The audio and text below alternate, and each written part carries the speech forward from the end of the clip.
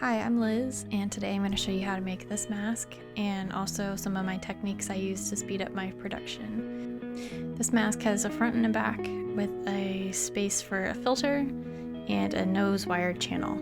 You can remove the wire before you wash. This pattern was developed by a hospital in Denver, so if you want to use the same pattern, I'll link it in the description below. So first you start out by creating a physical pattern piece.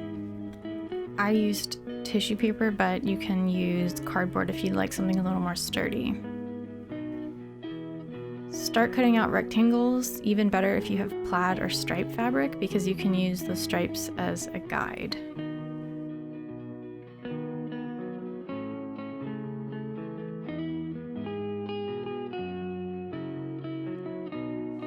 Cut as many as you plan to make sure the number is divisible by 2 panels per mask.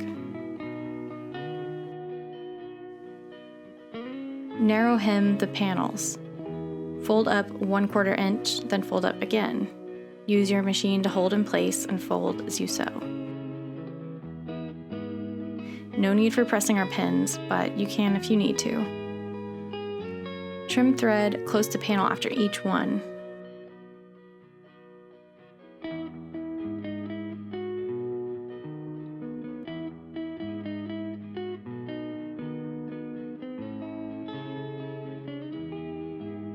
You will be left with this stack of panels with long tails on one side.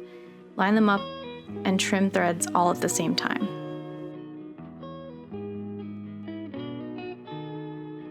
Use a decorative stitch on your machine if you have one to mark one side of the mask. Only mark 1/2 of your panels. The markings help the workers know which side to breathe out of. Using glass head pins if you have them, pin into your ironing board at the marking lines on your pattern. Line the panel up with the bottom ones, wrong side up. Fold up at the second lowest pin line and down at the second highest pin line. Press. This begins the pleating. Flip panel to the right side. Bring the top fold up to the correct height referenced by the pattern. Finger press. Bring bottom peak up to the fabric fold underneath. Finger press. Press with your iron. Set the panel aside. Place masks down consistently. Don't randomly flip or rotate them. Keep your piles of marked and unmarked panels separate. If you're using elastic, keep watching. Ties will be later. Measure a 7-inch length of elastic. Use that as a guide to cut additional lengths. 2 elastics per mask.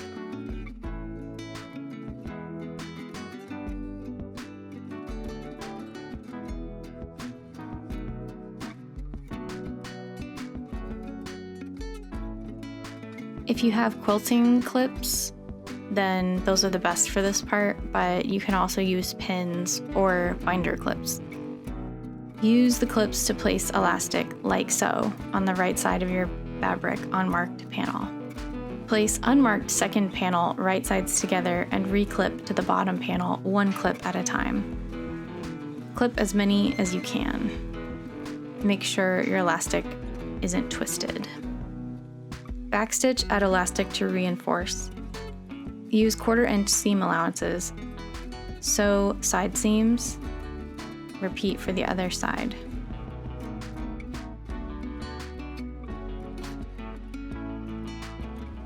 Making sure not to catch your elastic, sew the top seam 1/4 inch. Turn masks right side out.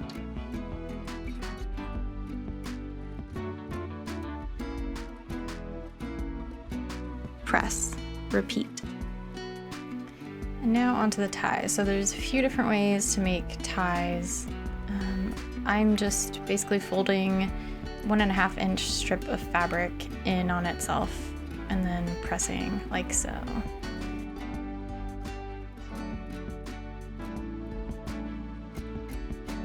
So for the channel tie method, you're going to sandwich the 2 math panels together and then sew 1/4 inch side seams and across across the top seam, but you are going to leave the top 1/2 inch to 1/4 inch open on either side. So when you turn it, there's going to be a little space for your tie to go through. You'll see. So press that and then put your mask back on your machine and sew a channel on each side 1/2 inch wide. Like so. So then you're going to take your loop turner, or you can create one using a coat hanger or another really sturdy wire, but you're going to stick it from the top of the mask down through and pull the tie through. And you're going to repeat for the other side. I've also discovered that jersey ties work very well and they're very comfortable and adjustable. So if you can use jersey instead, I would highly recommend that.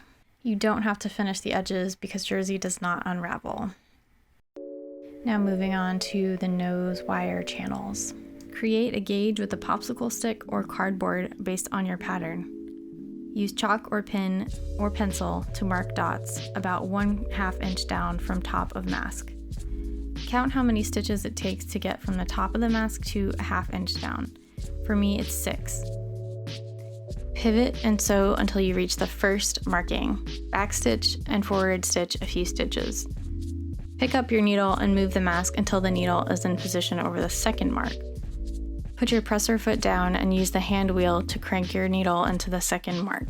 Lift the presser foot again and pivot the fabric 90 degrees. Put your presser foot back down and sew until you reach the top of the mask. Backstitch all the way back down and then forward stitch again.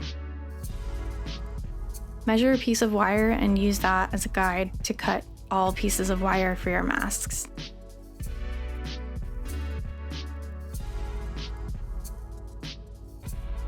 At this point, your mask is done. So let me show you how to wear this kind. You loop it over the back of your head and then pull snug up and then tie and adjust. And you might need to kind of tighten a little here and there, but this style is a lot more adjustable and you use less material than the 4-tie method. My ties are about 48 to 50 inches, which is plenty to be able to tie around different sized heads. Make sure you remove the wire before you wash, that way it doesn't get all tangled up in the wash. Good luck, let me know if you have any questions, and stay safe out there.